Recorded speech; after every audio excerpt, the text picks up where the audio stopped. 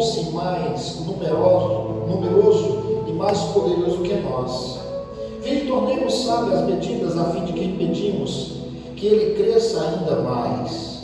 Pois, do contrário, em caso de guerra, aumentará o número dos nossos adversários e combaterá contra nós, para depois deixar o nosso país assolado.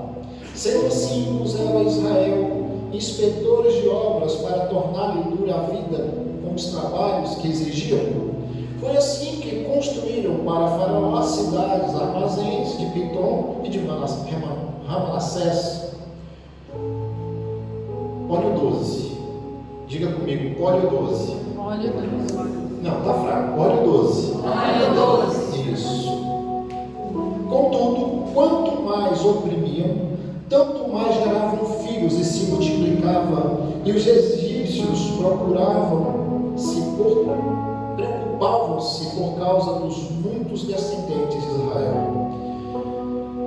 Esse texto me veio à cabeça quando eu estava ali ajoelhado, e por incrível que pareça, está, para quem gosta de curiosidade bíblica, começa no versículo 8, que quer dizer aliança, e termina no versículo 12, fechamento, que é governo. Você precisa entender que só existe governo se existir aliança. Amém. Quando eu pensei na questão de escravo, eu devo aqui talvez ter umas de 8 a 10 mensagens, palavras falando sobre escravos. Deus vai dando para a gente, mensagens, você vai compilando. E eu falei, Deus, me lembra de uma mensagem que eu tenha falado sobre escravidão. E eu fui procurar nos meus arquivos, eu não achei nada que o Espírito Santo ele tivesse colocado assim no meu coração algo claro. Interessante que toda a essência de Deus, não só de Deus, mas do Deus do Pai, o Filho e o Espírito Santo é liberdade. Quando você vai olhar em Gênesis, no princípio criou Deus os céus e a terra era sem forma e vazia, e o Espírito de Deus pairava sobre a face das águas, ou seja, o Espírito, o próprio Deus, ele tinha liberdade. Quanto ao Filho, nós lemos em João 8, 32 e 38, se não me engano, conhecereis a verdade vos libertará. Se o Filho vos libertar, verdadeiramente sereis livres. Se Deus, como Espírito, é livre, o Filho não só era livre, mas veio para libertar. E quanto ao Espírito Santo? Aonde o Espírito está, aí há liberdade. Eu fiquei a pensar o que seria mais duro para um pai: perder o seu filho numa morte trágica ou ver o seu filho preso nas drogas em alguma situação. Eu já fiz revistas em presídios durante praticamente 10 anos da minha vida, ao ponto de ficar como refém 5 dias numa rebelião. Se puder diminuir o teclado também um pouquinho, eu agradeço. Isso. E nessa época eu consegui entender o preço da liberdade.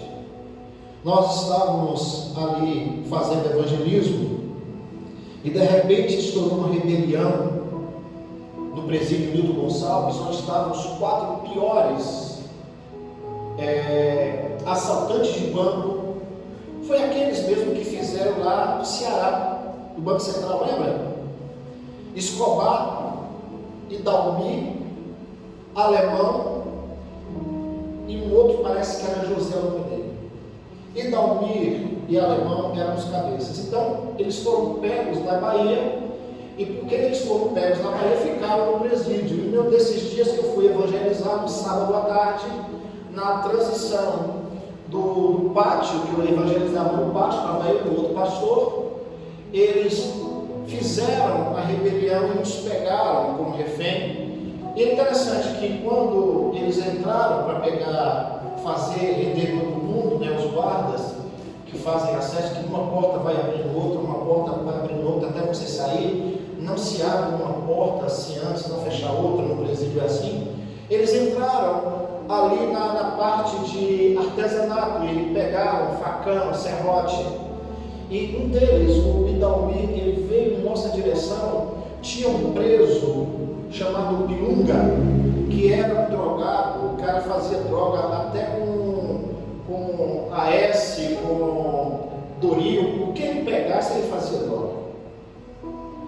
E de repente, ele veio com um facão para bater no rosto de Pilunga. Eu entrei na frente, ele virou o facão e bateu no rosto desse preso, ao lado do facão, e ficou vivo. E nas primeiras meia hora dentro do presídio, as facções buscam outras para matar. Os primeiros 30 minutos de uma rebelião são decisivos. E logo que estourou essa rebelião, me botaram em uma sala para ligar para uma pessoa para avisar que o presídio estava em rebelião e que não adiantava a polícia entrar, que era para chamar logo a imprensa, porque quando a imprensa chega, intimida-se a entrada. E eu liguei para o patrão meu, sabotado, ele atendeu, eu falei, estou aqui no presídio, estou numa rebelião. Ele falou, para de brincadeira, pai. Eu falei, não é brincadeira, eu queria que fosse brincadeira. E logo ele mobilizou, já tinha alguns policiais já na porta, eles amarraram correntes ali na entrada e me trancaram em um banheiro. Do banheiro que era o banheiro da pessoa que coordenava, o presídio, o coordenador do presídio. E eu tinha, da coordenação para o setor médico, era apenas 2 portas. E de repente, quando eu saio do banheiro, eu vejo a movimentação, eu corro para o setor médico, onde tinha todos os medicamentos, e eu começo a desprezar o vaso sanitário, todos os remédios que tinha. Lâminas de bisturi 11, 22, e eu comecei a, porque eu tinha acesso, algumas coisas estavam trancadas, o que eu tive acesso, algumas coisas eu tive que quebrar, porque eu sabia que na hora que eles entrassem no setor médico, o negócio ia ficar difícil. E durante 5 dias eu fui obrigado a dormir, a passar a noite sentado em cima do botijão de gás. Os atiradores de elite ficavam do outro lado e aquele laserzinho vermelho passeando a gente. Os presos trocaram as roupas de preso, colocaram roupa de civis, porque eram roupas que estavam guardadas, não dava para identificar quem era preso, quem era civil. Então, entre amotinados e presos, tinham 35 pessoas. 20 presos e 15 reféns, mais ou menos. A comida era as marmitas, que jogavam dentro de um balde e jogavam farinha e fazia aquele bolo e dava uma porção para cada um. Nós comíamos primeiro o bolo de comida, porque se tivesse colocado alguma coisa na comida, o primeiro que pagava eram os reféns. Mas teve um dia, eu estou te contando toda essa história para você entender o que é uma mente escrava e o que é liberdade. Teve um dia que eu comecei a ler a Bíblia ali sentado dentro de um quarto fechado, com colchão no chão, e eu me lembro como se fosse hoje, eu li o Salmo 88, falando sobre a ação de Deus. E naquele exato momento, eu me dei conta da minha liberdade. Amém. Eu me dei conta de como uma pessoa enclausurada, uma pessoa presa, ela pode mudar totalmente sua personalidade. Naquele momento eu comecei a entender que, apesar de ter a minha salvação, apesar de ter consciência de que se eu morresse ali eu iria para o céu, eu comecei a pensar naquilo que Deus tinha me dado, de oportunidades eu não aproveitei. E quando você não tem liberdade, as pequenas coisas se transformam em grandes coisas. Quando você pensa em perder aquilo que você tinha liberdade de fazer, você começa a entender o preço que você tem, o preço, o custo que é você poder ir e vir. Eu ainda penso nós, nessa igreja, a nossa igreja, ela não valoriza a liberdade do Evangelho. Talvez se nós, como está acontecendo agora, uma perseguição para que a gente não fale, que a gente não use termos, há uma briga para tentar nos escravizar. Mais uma vez agora a igreja começou a acordar e nós começamos a nos mobilizar. Você vai na igreja perseguida, você vai em outros lugares, milagres acontecem, Deus está fazendo maravilhas e nós temos liberdade aqui. E por que as coisas não acontecem em nosso meio? Muitas vezes há muita liberdade nos deixa presos à escravidão da letargia.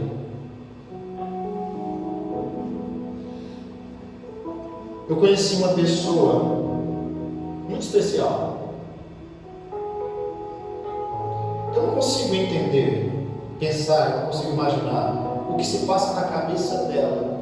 Eu não posso imaginar e mensurar o que passa na cabeça dela, mas eu posso fazer uma ideia. Pense numa pessoa que tinha toda a liberdade do mundo de ir e vir. Pense numa pessoa que viveu como viveu, uma vida extraordinária, do seu jeito, mas viveu.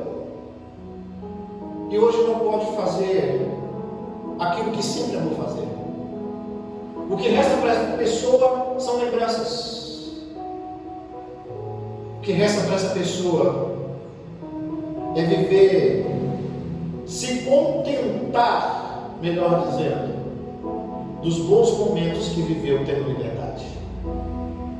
Por que eu estou te dizendo isso? Porque uma das piores questões para Deus, assim como um pai ver um filho preso, um pai ver um filho preso às drogas, ver um filho preso em uma prisão, ou preso emocionalmente, imagine Deus em ver os seus filhos presos pelo inimigo.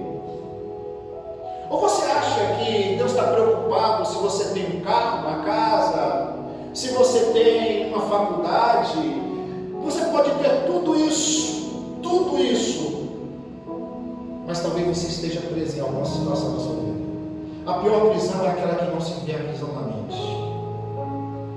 A igreja primitiva, quando o Espírito Santo ele vem sobre eles, pastora, Deus fala, vai, prega o Evangelho a toda criatura. Eles ficaram ali,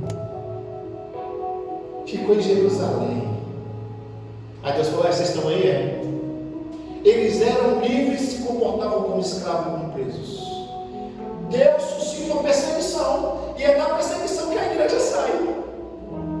Já Paulo e Silas estavam presos numa prisão, mas a mente deles era livres. Eles cantavam e adoravam, e na liberdade da adoração e no sentimento deles, as cadeias iam se quebrando. Nós temos liberdade, mas nos comportamos como presos. Aqueles que estão presos têm mais liberdade de adorar do que a gente. Nunca viu um negócio desse.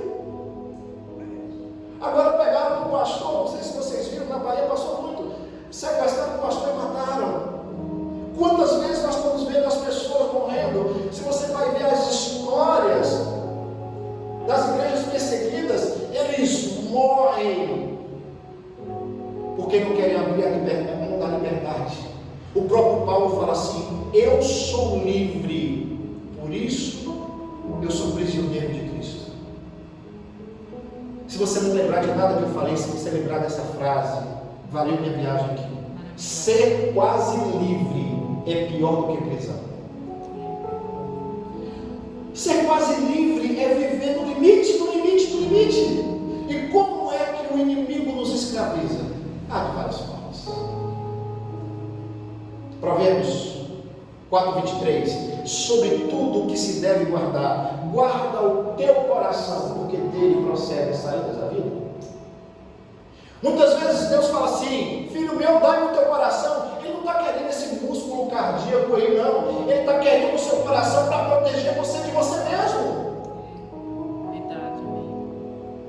Ele está querendo o seu coração, porque está escrito, enganoso é o coração, quem o conhecerá?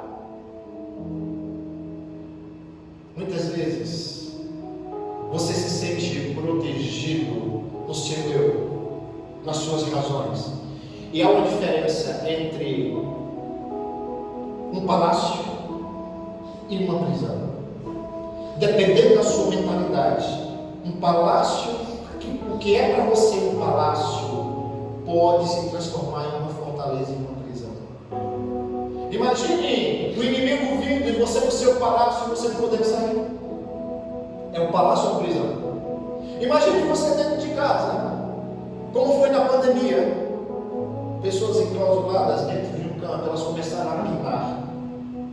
Agora o marido que saía às 8, voltava meio-dia, saía às 2, chegava às 18, não via o que a mãe tinha que passar dentro de casa, agora tinha que viver a rotina da esposa. Tinha que ouvir agora a rotina dos filhos. E ele agora começou a entender como é que eu vou ficar dentro de casa. E não houve, e quanto mais a gente passava a pandemia, mas os problemas emocionais, psíquicos começaram a criar. Nunca se precisou tanto de psicólogo e psiquiatra como nesse tempo, porque as pessoas fechadas, elas mostram realmente quem elas são. E agora eu tinha que ver o menino chorar, agora eu tinha que ajudar a mulher agora a fazer a tarefa de casa com as crianças. A mulher que ficava dentro de casa, que tinha seu espaço, agora o marido ficava ali agora no sofá, parecendo um shake, traz comida, traz refrigerante, traz um café, e os meninos comiam demais o tempo todo, aquela feira que dava para durar um mês, só durava 15 dias, e o colapso na família começou. Por quê? Porque eles ficaram fechados no lugar só. E você acha que essa estratégia de agora, diga para a pessoa que está no seu lado, você está por fora. Você está por fora.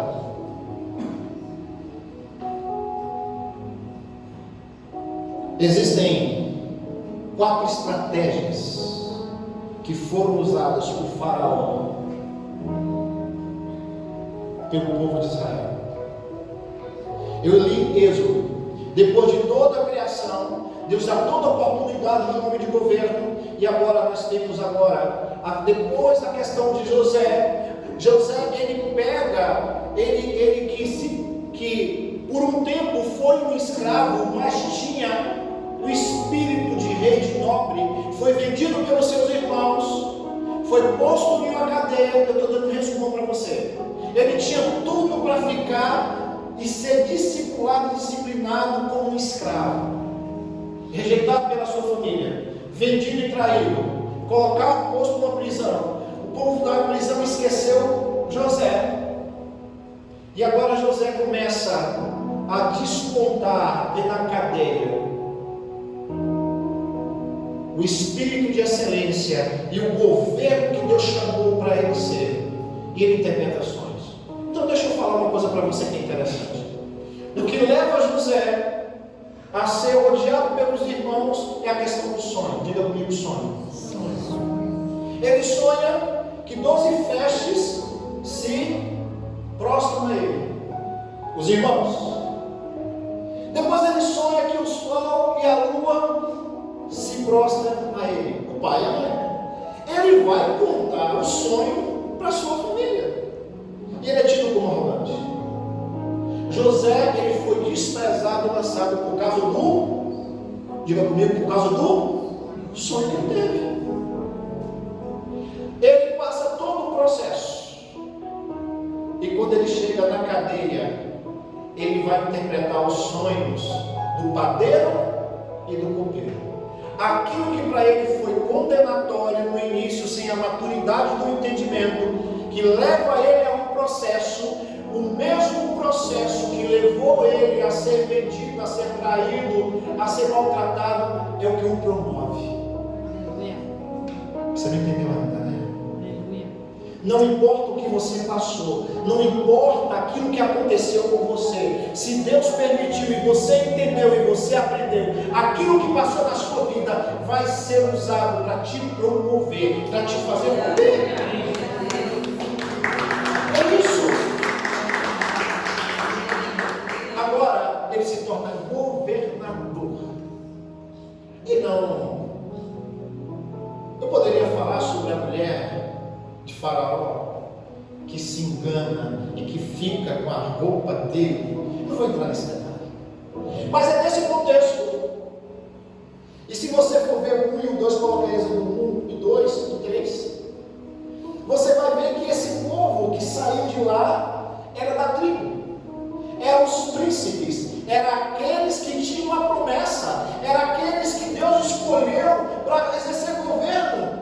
Pois foi um dos nomes dos filhos de Israel que entraram no Egito, no Jacó, cada um entrou com a sua casa. Ou seja, bota o 2 para mim, por favor.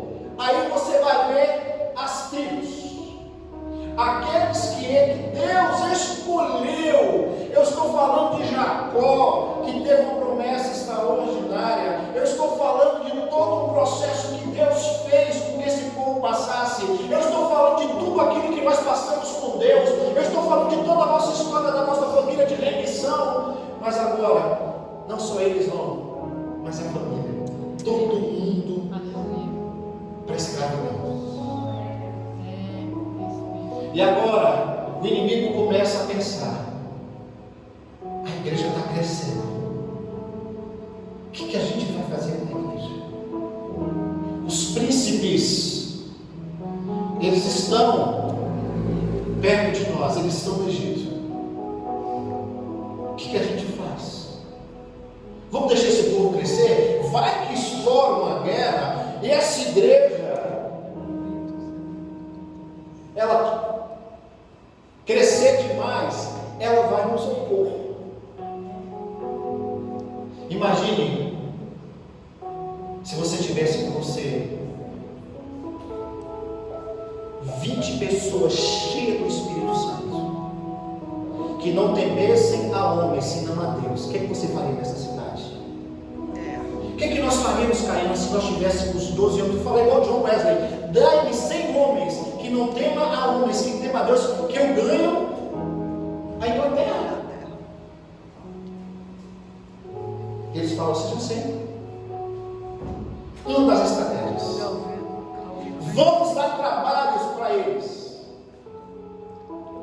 vamos dar trabalho de manhã, de tarde, de noite, vamos fazer que eles se preocupem mais com a vida secular, que eles façam tijolos, comecem a construir, que trabalhem em empresas de ímpios, que comecem a ser empregado de pessoas. Vamos fazer o seguinte: vamos fazer eles trabalharem de manhã, de tarde, de noite. Vamos fazer eles construírem coisas para nós, quando na verdade as melhores empresas deveriam ser nossas e ele trabalhando para nós.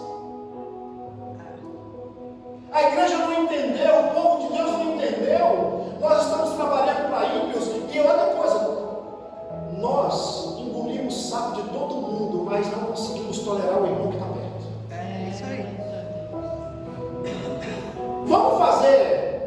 Vamos botar eles para fazerem tijolos, vamos botar eles para pegar palha, vamos fazer com que eles se preocupem mais, que eles trabalhem mais com coisas de estrutura, vamos botar eles para pegarem palha, que é coisa que queima, coisas eles vão construir para a gente. E o 12 fala: quanto mais eles afligiam o povo, mais o povo crescia. Eles tentaram matar no ventre, pular em cifra, né? Ou vamos fazer o seguinte: nascer mulher deixa, mas se nascer homem, mata. O Espírito do Senhor veio sobre essas duas parteiras, e só via menino, só via menino. Aí falou: vem cá, você desobedeceu a ordem? Não é assim não desobedeceu não. Mas o povo de Deus não é diferente das egípcias do mundo. Quando a gente chega lá, elas já pariram. Eles não entenderam ainda. O inimigo não pode alcançar aquilo que é gerado pelo Espírito. O inimigo não pode narrar aquilo que Deus gerou dentro de você. Antes que ele receba, já nasceu.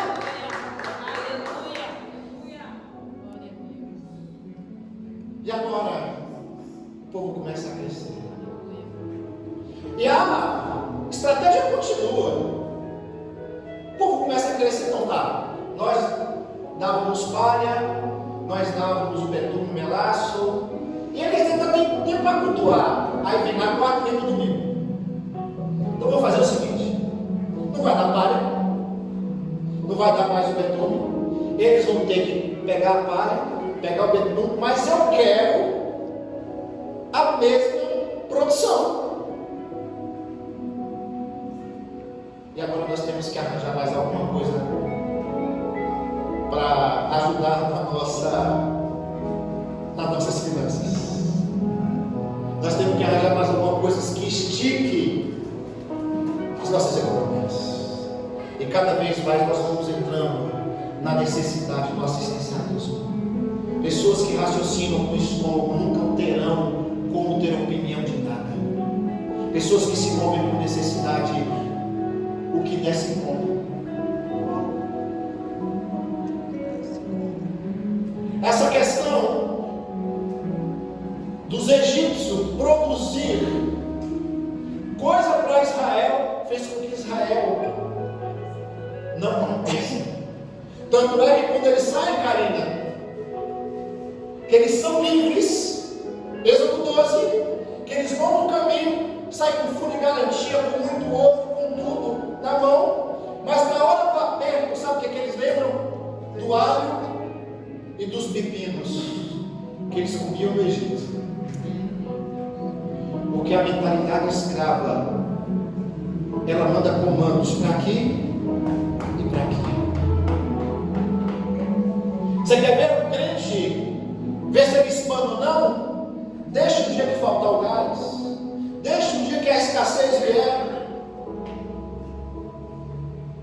Quem está me entendendo? E Faraó, ele faz, por incrível que pareça, 4 propostas. Êxodo 8:25. 8 é aliança. Então chamou o Faraó a Moisés e Arão e disse: "Ide sacrificai ao Senhor vosso Deus nessa terra." Poxa, parece que Faraó é tão gente boa, né? Sacrifica, mas nessa terra. Sacrifica, mas sacrifica no Egito. Vem para o culto, mas continua no mundo. Ó, vai para a igreja, mas não santifica.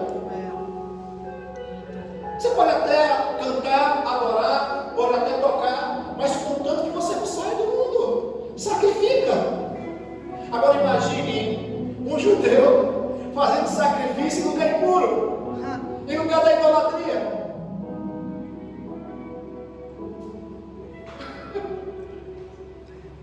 Sabe o que o Faraó está fazendo?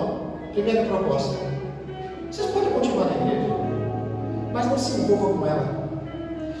Dê sua oferta o que sobra.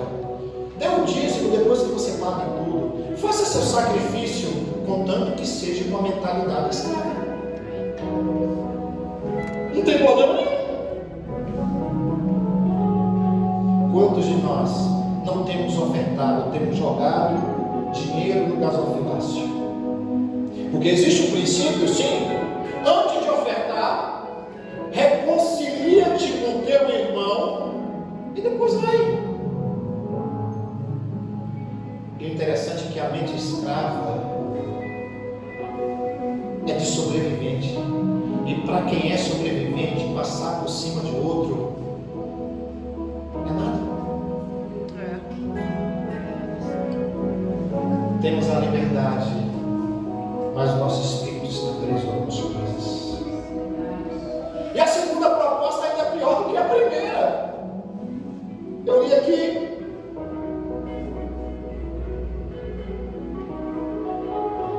A segunda proposta é Êxodo 8:28. Disse Faraó: deixai-vos ir, para que sacrifiqueis ao Senhor vosso Deus no deserto, somente indo, não vá longe, e orai por mim. Vai, mas não vai longe não. Fica na igreja, mas não se envolve não. Fica na igreja, mas não dê dízimo. Fique na igreja, não oferte. Fique na igreja, mas não preguicie. Fique na igreja, mas não confie no irmão não. Você pode ficar na igreja, mas não desenvolva a sua vida espiritual não. Para que você vai jejuar? Para que você prática de leitura da palavra. Vai, mas não vai muito longe. É como se ele estivesse falando assim: olha, vai, mas deixa eu ficar te olhando, deixa eu ficar te vendo. E aí o cara teve cara de pau ainda. Ora agora também por mim, tá? É como falar assim: ó, você vai, fica na igreja, tem a sua vida religiosa, mas não desenvolva seu ministério, não. Vai, fica na igreja, vai na ceia. A ceia você não pode perder, porque no momento da ceia você vai fazer aqueles 5 minutos de arrependimento que a gente faz na ceia, e os outros 29 dias ou 30 dias e mais 23 horas e 50 minutos você vive a sua vida como você quiser, porque parece que antes da ceia, da renovação da aliança, 10 minutos é 10 minutos, 5 minutos é o suficiente para você se arrepender. Vai, mas não vai muito longe. Você é crente, mas continua com os vídeos no seu celular. Vai, mas não vai muito longe, continua pagando, comprando e não pagando. Continua, vai. Seja crente, participe de um ministério, exerça alguma função da igreja, mas uma mentirinha não tem problema nenhum. Justifica. Sabe o que eu acho interessante? Falei sobre nós. É só um exemplo. Diga comigo, é só um exemplo. É só um exemplo. Não, diga comigo, é só um exemplo. É só um exemplo. Suponhamos que os meninos aqui do teclado, da bateria, que tocavam joia, tivessem cometido pecados agora à tarde. Teu nome é baterista? Átila. Átila é nome de gente grande. Diz que baterista não é convertido, é que o baterista quer bater em tudo, né? Mas eu acredito que você é convertido, você é disciplinado. Vamos botar que Átila tivesse cometido um pecado à tarde. Ou o tecladista, como é teu nome? Samuel? Não é nome de profeta, quem sabe tem nome forte. O teu nome? Derek. Esses caras aí cometeram pecado. Você acha que Derek ia errar nota? Você acha que você ia atravessar uma nota no teclado porque o seu pecado ia impedir? O pecado, ele não vai influenciar na habilidade de se fazer. Agora, se o meu espírito recebe a adoração de quem não está ali, eu descobri. E o que a igreja perdeu foi o discernimento, porque ela está dando mais ênfase na habilidade e no dom do que no discernimento do espírito. Aí nós vemos uma palavra, o cara é eloquente, o cara que prega, que fala, você fala uau, mas você não sabe da vida dele. A única forma de você saber se você está recebendo ou não é pelo Espírito. Nessa rua aqui provavelmente passa 2 canos. Pega para mim a minha caixinha branca que está dentro do carro que eu esqueci. A minha caixinha branca. A minha caixinha é só a minha caixinha branca, tá? A pastora vai pegar para mim. Nessa rua passam 2 canos. Diga comigo 2 canos. 2 canos. Não, diga comigo 2 canos. 2 canos. Passa um de água, um de esgoto. Estão juntos. A sua boca são como esses 2 canos. Você vai escolher o que sai dela. Se água ou se sujeira. A própria Bíblia diz que de uma fonte não pode jorrar 2 tipos de água. Aqui dentro está o maior segredo da vida de uma pessoa. Sério? É sério, eu vou botar aqui, ó. O maior segredo da vida está ali dentro. Então você vai ter que escolher que tipo de fonte você quer. Tá rindo o quê? Tô falando com você. É que ela falou uma coisa.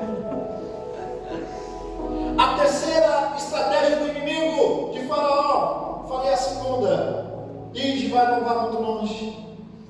A terceira proposta, Êxodo 10, do 8 a 11. O 8 está sempre aí. E Moisés e Arão foram levados de novo até a presença do rei. E este lhe disse: vocês podem ir adorar o Senhor, seu Deus. Mas eu quero saber quem é que vai? O 9. Moisés respondeu: iremos todos nós, com as nossas crianças, os nossos velhos. Levaremos nossos filhos e filhas, as nossas ovelhas, as cabras, o gado, pois temos que dar oferta ao Senhor e não a Deus. O Senhor. O 10. Então o rei disse: pois que o Senhor vá com vocês, mas não vos deixar de jeito nenhum que vocês levem, não vos deixareis levar de jeito nenhum que vocês levem as suas mulheres e seus filhos. E é claro que vocês estão planejando uma revolta. Não somente os homens podem ir adorar o Senhor. E se isso é que vocês querem. E Arão e Moisés foram expulsos da presença do rei. Ou seja, terceira estratégia: vocês podem ir. Vai só os homens, deixam as mulheres e as crianças. A proposta: você está aqui, amém? Mas cadê sua família aqui?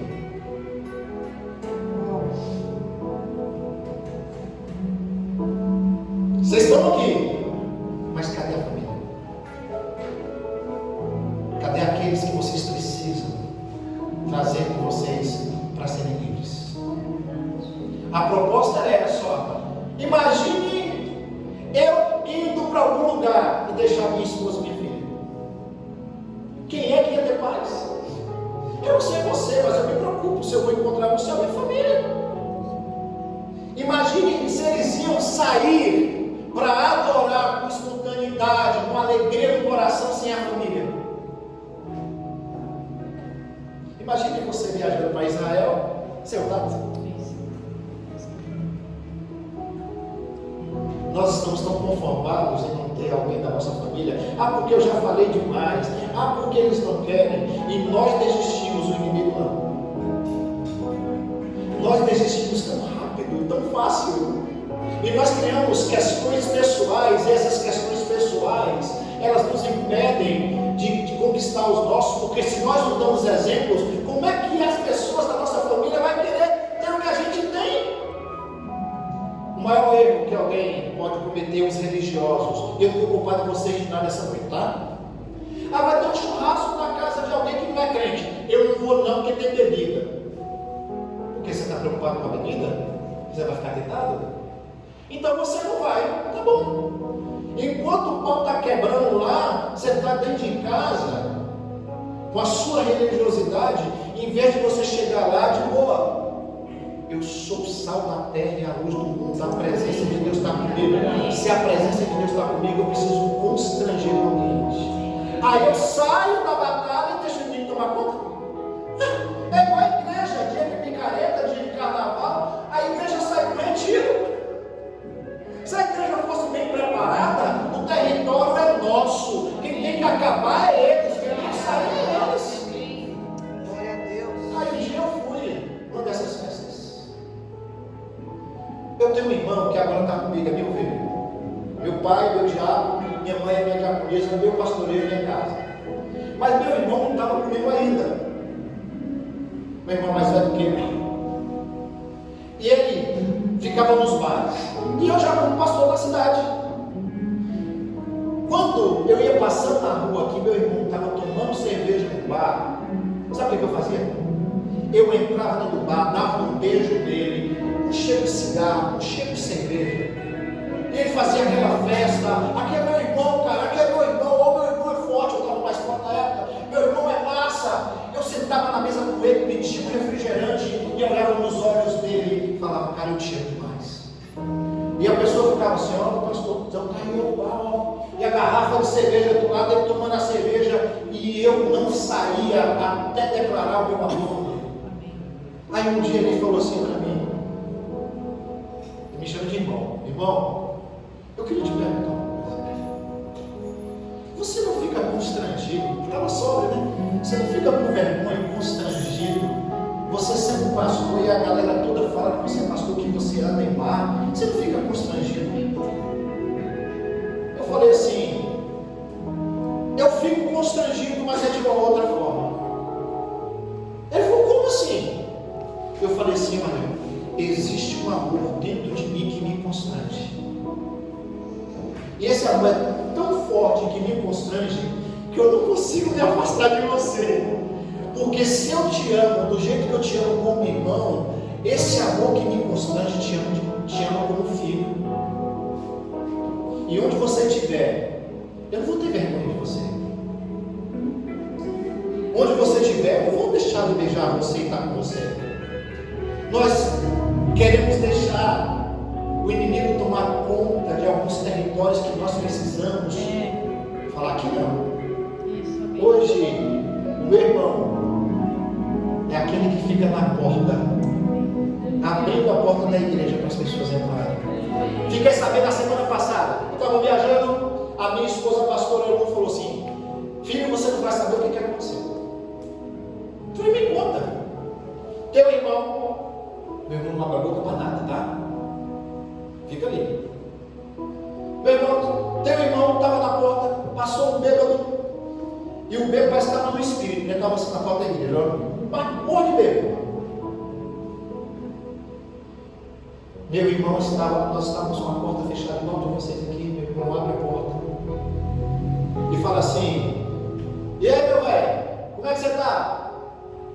O bêbado conheceu ele de algum lugar, ô velho, estava tomando uma. Aí meu irmão falou assim: rapaz, você está mal, hein? Eu quero falar uma coisa para você. Um dia eu fui igual a você. Hoje eu estou aqui, cara, isso aqui é bom demais, isso aqui é massa demais. Você quer sair dessa vida? O cara falou, eu quero. Meu irmão falou assim, vai lá, toma um banho e volta que eu te espero. Aí o cara falou, você vai me esperar mesmo? Ele falou, vou. O cara foi correndo, não sei onde é que ele mora, e voltou tudo arrumadinho, mas ainda bem chapado. Meu irmão abraçou ele, sentou ele na cadeira. E no momento da oferta, aquele homem tropeçou ainda, mas todo tomado banho, colocou uma oferta no gasofilácio e saiu. Para você não é muita coisa, mas meu irmão, que antigamente era um escravo da bebida, agora estava levando pessoas para ofertarem dentro da igreja. Aquele dinheiro poderia ser para uma cachaça, para uma droga, mas não, agora estava no altar. Amém. Aleluia. Glória a Deus. Só quem é livre pode libertar, queridos. Você não vai conseguir libertar ninguém se você não é livre. Só é livre, só liberta quem é livre. A nossa família está sendo perdida e a gente está dando aqui de santo, levantando as mãos. Então deixa eu te fazer uma pergunta. Por que o pássaro canta na gaiola? Por quê? Não, me ajude, senão não para a pregar essa noite. Me ajuda aí, por que o pássaro canta na gaiola? Não sabe? Aí uns falam assim, porque é a natureza dele cantar. Outros falam assim, porque ele não tem liberdade? É show. Ele canta porque ele não tem consciência de que ele está preso. Levantamos as mãos, que ruge o leão, que cai fogo do céu. E às vezes nós nem sabemos, temos consciência que nós estamos presos. A adoração não é cântico, é estado de espírito. Porque você pode estar preso em qualquer lugar, mas teu espírito é livre. Aleluia. Pergunte a pessoa que está do seu lado: cadê sua família aqui? Cadê sua família? Não terceirize a responsabilidade para pastores e ninguém. Josué falou: vocês eu não sei, mas eu e minha casa serviremos ao Senhor. É 1 Timóteo. Esse é 1 Timóteo 5,8. Aquele que não cuida dos seus, principalmente da sua família, negou a fé e é pior do que o infiel. Esse é 1 Timóteo 5,8. Se alguém, essa é a tradução ARC, Mas se alguém não tem cuidado dos seus, principalmente da sua família, negou a fé. E é pior. O que pode ser pior do que o infiel? Aquele que diz que é fiel e não é. Porque o infiel é declarado.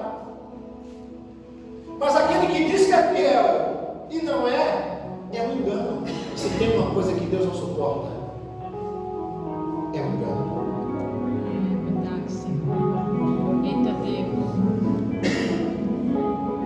A igreja perdeu o senso de liberdade. A igreja perdeu a liberdade de se mover no Espírito. A gente prepara tudo para que você tenha uma adoração. Os meninos estão aqui, as pessoas adorando. Você adora do seu jeito, é claro. Meu Deus, você adora do seu jeito. Ninguém criou aqui um padrão de adoração que você deve fazer isso, você deve fazer aquilo, você deve pular, você deve... Não, ninguém está falando isso. Mas a liberdade que o Espírito nos dá, ele faz com que o melhor de Deus, ele aflore em você. E a expressão de adoração, de levantar as mãos, se ajoelhar, de falar em línguas, é uma expressão de liberdade.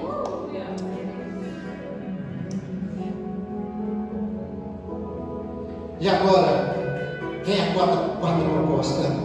Eu estou correndo aqui, senão vou demorar demais. A quarta proposta de Faraó, 10:24. Êxodo 10:24. E Faraó chamou Moisés e propôs: ide servir ao Senhor. As crianças também podem ir, mas vão ficar as ovelhas e as vacas. Diga comigo, ovelhas e vacas.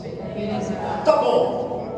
Você vai, você não precisa sacrificar no Egito, você não aceitou a proposta.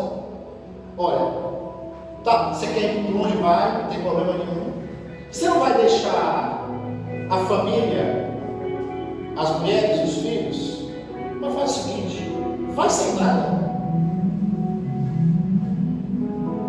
Imagine o povo de Deus não tendo recursos para sacrificar e ofertar ao Senhor. Quantos eu estou falando aqui que estão presos nas suas finanças? Quantos eu estou falando aqui que aceitou a proposta? Não sai do limite do cartão. Não dá 10%, mas paga 15% de juros. Eu vou provar para vocês que todos, sem exceção, são dizimistas. Eu provo para você. Quer que eu prove, pastor? Você faz cara doido. Eu vou provar. Alguns dos dizimistas entregam no gasofilaço. Outros, o inimigo vai buscar em casa. Eu desafio você.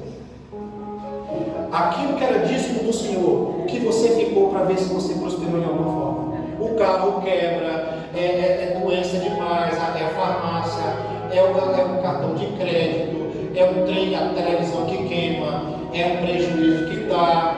Você não fica com aquilo que é de Deus. Você pode até pensar que fica. Você vai ter a escolha: ou ser fiel, ou o inimigo busca em casa. Porque o que é de Deus, ele não dá para ninguém. Aí qual é a mente escrava? Eu prefiro dar 15%, 16% de juros do cartão, mas não devolvo a Deus 10%.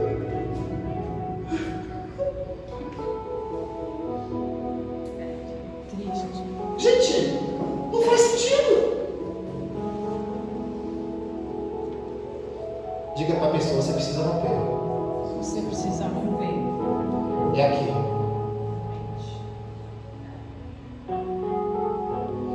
Agora veja só, eu vou encerrar. Posso encerrar?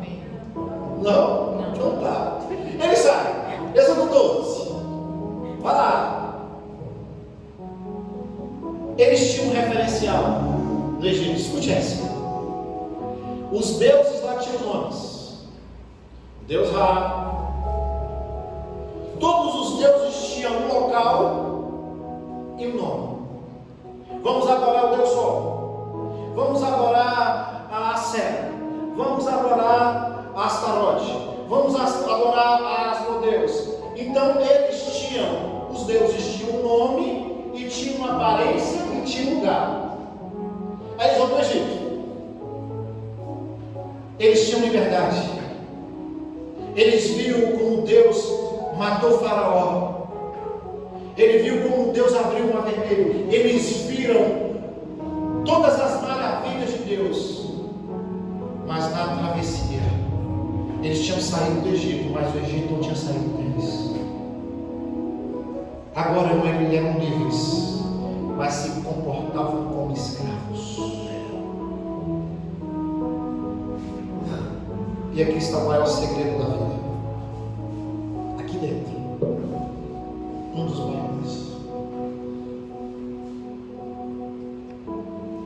Diga para a pessoa: você é livre? Você é livre. Perguntei: você é livre? Você é livre. Então, se você é livre, pergunte para ela: você depende de quem? Você depende de mim. Se a resposta for de Deus, que eu espero que seja, então pergunte assim: se é de Deus, você está fazendo o que Deus quer ou o que você quer? Revisando. Sim! Você depende de Deus, sim ou não? Sim. Você depende de Deus, sim ou não? Sim. Então você está fazendo o que Deus quer ou o que você quer? Ótimo! Se tem essa convicção, glória a Deus, aleluia! Agora a pergunta que não quer calar: o que Deus quer? Você está colocando em prática? Está ativo isso? Porque se não está, querido, é só falar assim.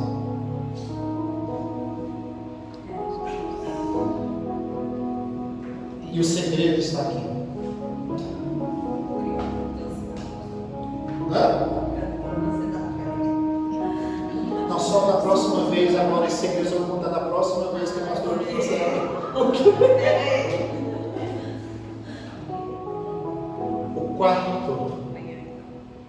O quarto estratégia de Faraó era, apesar de eles saírem, ter algum ponto de contato, ter alguma questão emocional, financeira, psíquica, para que eles continuassem presos. Eles saem, mas não conseguem se libertar das práticas. Agora eles têm um Deus que tem um nome que está acima de todo nome, que não tem uma aparência, Ele que poderia ser adorado em qualquer lugar. E agora eles entram em crise. A liberdade causa crise, Karina. Não dá para entender isso. Pior que é. E você está em crise porque você não está entendendo o que eu estou falando. Porque vocês dependem da cidade, você depende de homens. Se não der, não acontece. Se não trabalhar, não vai. Meu Deus do céu, e o que vai acontecer? E se a gasolina aumenta? E se o dólar baixa? E se fechar não sei o quê? Eu não tenho controle da gasolina, do valor da gasolina. Quem tem controle aqui do valor da gasolina? Ninguém. Mas eu posso controlar o quanto eu gasto. E o segredo, um dos grandes segredos da vida está dentro. Por que você gasta energia com aquilo que você não pode mudar? Quem é que está te escravizando no sentimento de não perdão? O que está te escravizando é a razão que você acha que você tem? A escravidão é tão sutil que, se você fazer com que alguma coisa material ou qualquer pessoa esteja no lugar de Deus na sua vida, você está escravo disso. Então, uma pergunta básica, a última de hoje, eu prometo para você. Pergunte para a pessoa que está do seu lado: que tamanho é o teu altar? Sim, porque cada um precisa ter um altar. Se o sacrifício sou eu, que tamanho é o teu altar? Pergunte aí: qual é o tamanho do teu altar? Você tem a resposta? Qual é o tamanho do teu altar? Não? Gente, como é que você tem a resposta do tamanho do seu altar? Não é? O altar não está aí dentro? O altar de adoração? Qual o tamanho do teu altar? Eu te explico. O tamanho do teu altar precisa ter o teu tamanho. Porque um altar onde você sacrifica outro é idolatria. Então não queira colocar em cima do altar para sacrificar pessoas que não seriam você. O O sacrifício vivo é você. Todo dia você tem que sacrificar o Senhor e a sua vida, não é os outros. Ah, se fulano de tal tivesse aqui, terceirizando. Tudo que você coloca no altar de sacrifício, que não seja você mesmo para o Senhor, é idolatria. O povo sai cheio de ouro, 400 anos, 250 anos, né, entre uma coisa e outra, de fundo de garantia, 13º e tudo. Tem dinheiro, tem ouro para fazer bezerro, fazer serpente e tudo, porque eles saíram para negociar no deserto. E usaram as riquezas que saíram do Egito para a idolatria. Agora a pergunta que não quer calar: de onde veio aquela riqueza, Karina? De onde veio esse tanto de ouro que os egípcios acumularam? Diga para a pessoa que está do seu lado: você está por fora. Você está por fora. Não, tem que falar: você está por fora. Você está por fora. Lembra de José? José administrou o Egito, e o Egito foi crescendo, e na época de José e Faraó se tornou mais rico, e foi crescendo até ele se tornar governador, e os céus foram acumulando riquezas. Então a riqueza do Egito não foi produzida pelos egípcios, foi produzida por José. E Deus falou assim: eu tenho uma caderneta para quando eles precisarem fazer uma transição, porque quando eles estiverem livres, eu vou enchê-los de riquezas. Então ele faz uma caderneta. Quem faz a caderneta é José. Eu vou preparar uma riqueza para a próxima geração, porque eu vou passar dessa geração, mas eu não vou deixar dívidas para eles. A Bíblia diz: basta um mau negócio e você pode deixar a sua filha e o seu filho com as mãos vazias. Agora, eles pegam a riqueza que José acumulou no Egito durante aquele tempo, e agora, na riqueza, eles estão no deserto. E no deserto, a característica do escravo. E é por isso que eles pegam o ouro e gastam com bezerros para idolatrar. Vocês ganham dinheiro, mas guardam em um saquetel furado. E o grande segredo da vida deles, um dos grandes, está nessa caixa. Eu vou contar para vocês, senão você vai dar um troço.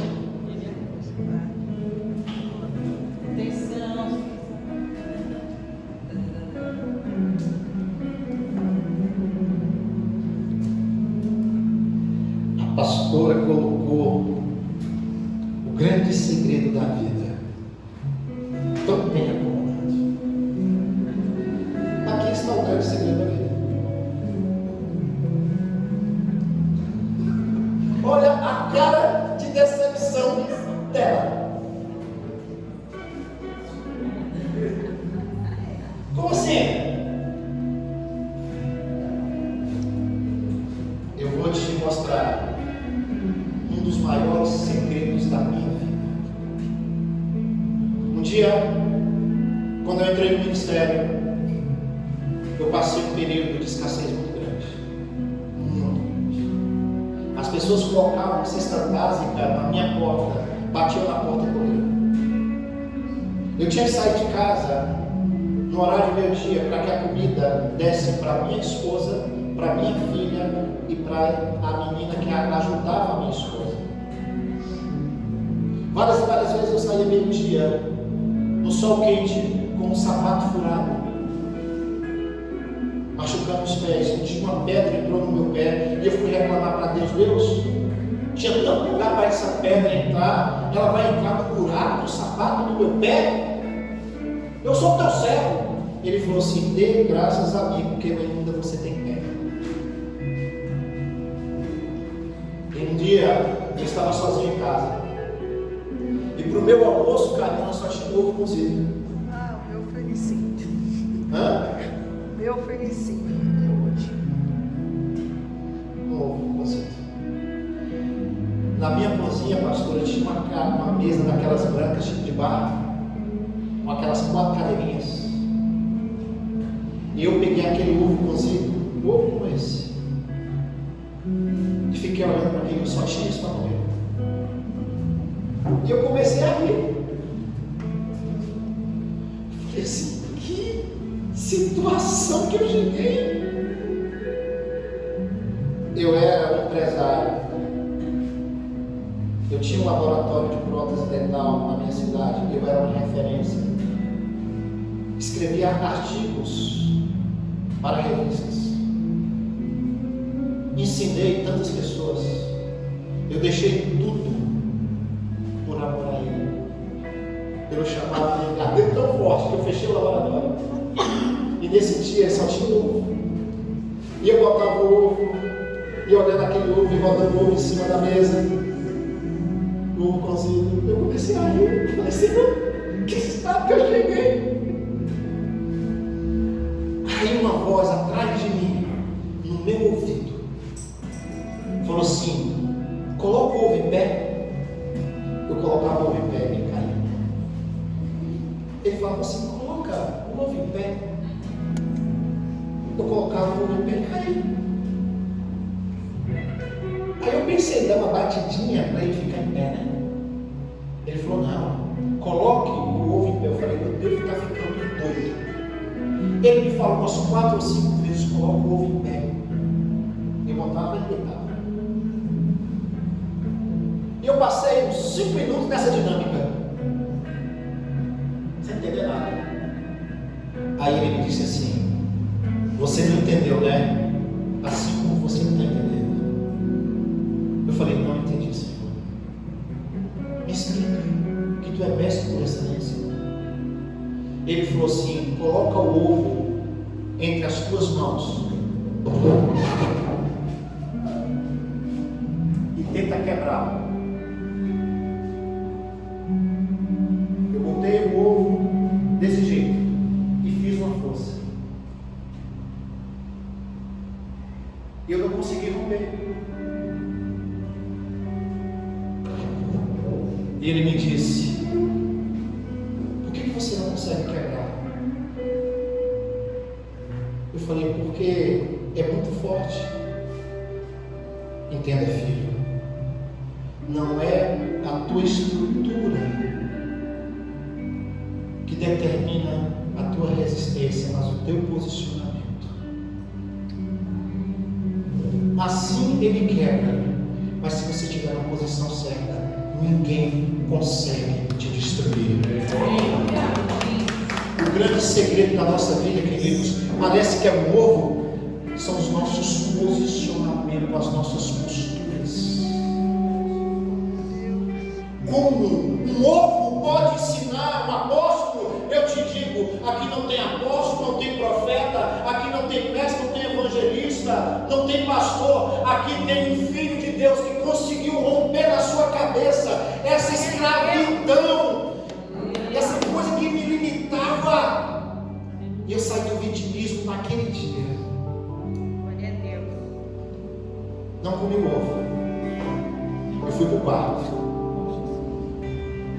e disse para ele, eu não aceito mais viver nesse ciclo de escassez. Eu não aceito mais ter uma mente de escravo. O que o Senhor quer que eu faça? Ele disse, eu já te falei, só falta em você obediência. O grande problema é que se nós não soubéssemos, pastor, o que fazer, a gente ia ter que gastar um tempo em buscar. Mas nós sabemos o que fazer. Nós sabemos o que é para fazer.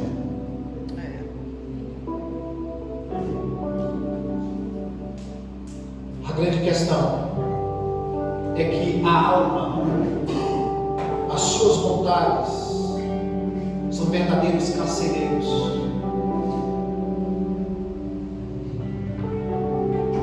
As nossas histórias, as nossas decepções, aquilo que você acha que veio para te destruir, aquilo você fica nesse vitimismo.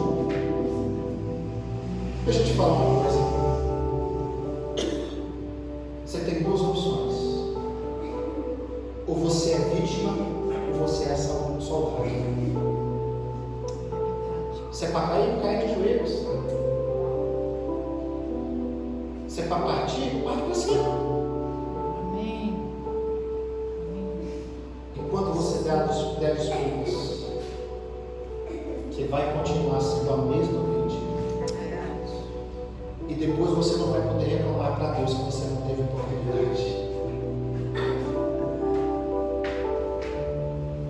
É igual aquele homem no templo Formosa. Tudo que ele queria uma moeda. Porque ele não queria perder o Bolsa Família. É verdade. Ele não queria perder o Vale Gás. Ele não queria perder, não queria trabalhar não. Ele queria que ficar ali na porta e as pessoas davam moedinha e tal. Esse assistencialismo promovido pelos que são piedosos, alimentando um sistema que só escraviza. Cadê a igreja para falar, olha, não tem prata nem ouro, mas o que nós temos, nós te damos. Levanta e vai trabalhar, levanta e vai produzir, levanta e vai conquistar, levanta e vai romper. Glória a Deus. Levanta! Levanta! Aleluia. A grande questão é que nós não temos condição nem de falar para o mundo o que nós temos. Eu te dou. Nós damos para você, porque o mundo é quem está sustentando a gente. Um dia entrei em crise. Eu quero parar e não consigo. Culto. Falei, Deus, eu não quero pregar por dinheiro. Mas eu também não posso negar a agenda, porque enquanto eu preciso de dinheiro, toda a agenda eu tenho que ir. E ficava pregando. E Deus, por favor, não tem gás mais em casa. E a gente botava o gás para ficar na intercessão. Quando acaba o gás, você lembra do bota o gás na intercessão, cabeça para baixo. Tem uns que botavam uma vela embaixo, né? Doido para ver o céu mais cedo. Para o anjo do corte de energia não passar naquela rua naquele dia. Eu falava, Deus, uma oferta. Eu sempre ouvi falar do Senhor que a gente precisava, o Senhor manda, a gente ora, de repente chega o irmão e fala assim, eu senti no meu coração dar uma oferta, eu queria pelo menos os 2 ou 10 no culto. Aí Deus falou assim para mim, quem te falou que eu não falo para eles? Quem te falou que eu não toco no coração de muitos aqui para semear na sua vida, que eu quero distribuir mais? Mas se eles são obstinados, eu entrei em crise. Estou em casa, lendo a Bíblia, eu vejo Elias, onde os corvos sustentavam ele de carne e pão. Então deixa eu explicar para você. Corvo corax. Você comeria pão e carne do bico de urubu? O urubu vem voando lá, cheio de barba, toma aqui um pedacinho de carne, você comia? Imagine para um judeu comer de uma ave dura. Você não entendeu ainda, né? Se você entendesse como funciona a cabeça de um judeu, aqueles ortodoxos não deixam nem você tocar na mala deles para você ajudar. Não precisa. Agora ele teve que comer pão e carne no bico de urubu, de manhã e à noite. Você quer saber a moral da história?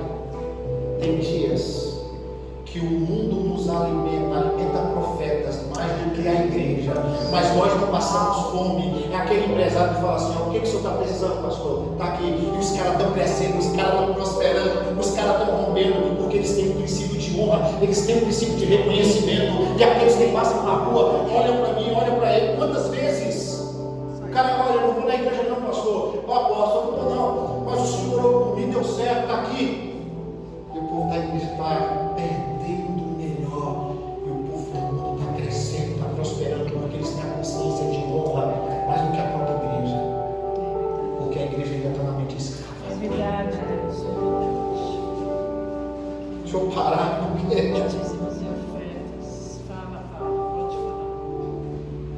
E você vai ver muita gente prosperar. E vai ter pessoas que Deus não vai dar dinheiro, que se depende. A pessoa, não dinheiro. Porque onde está o teu tesouro, aí está o teu coração. Vamos ficar de pé.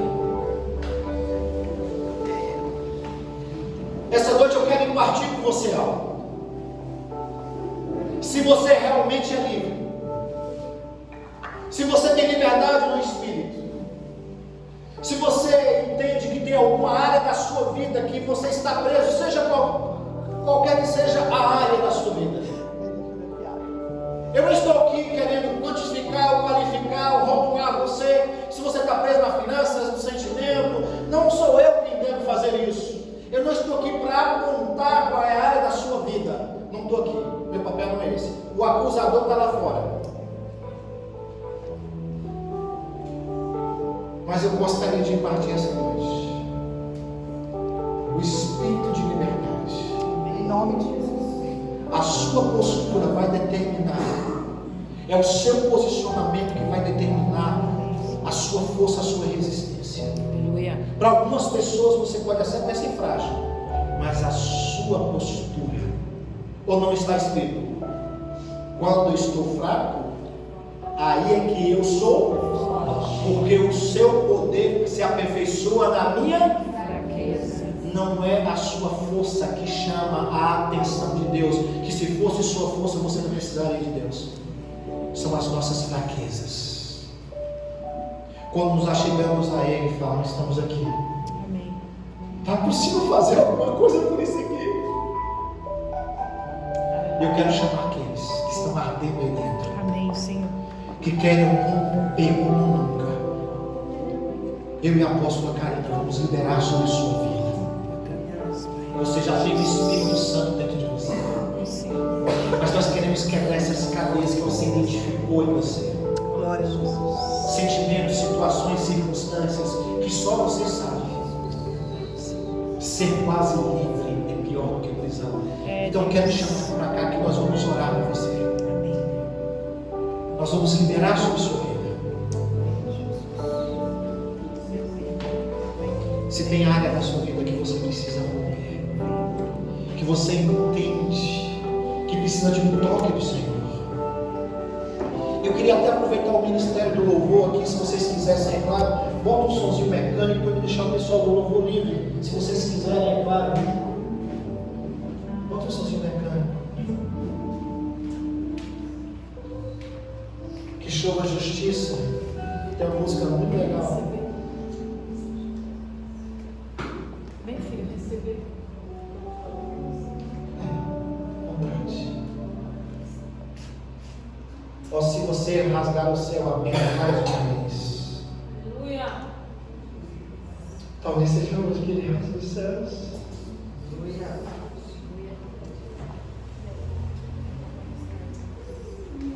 Fique em espírito de oração, queridos. Aleluia. Não espere nada de nós. Aleluia, Jesus.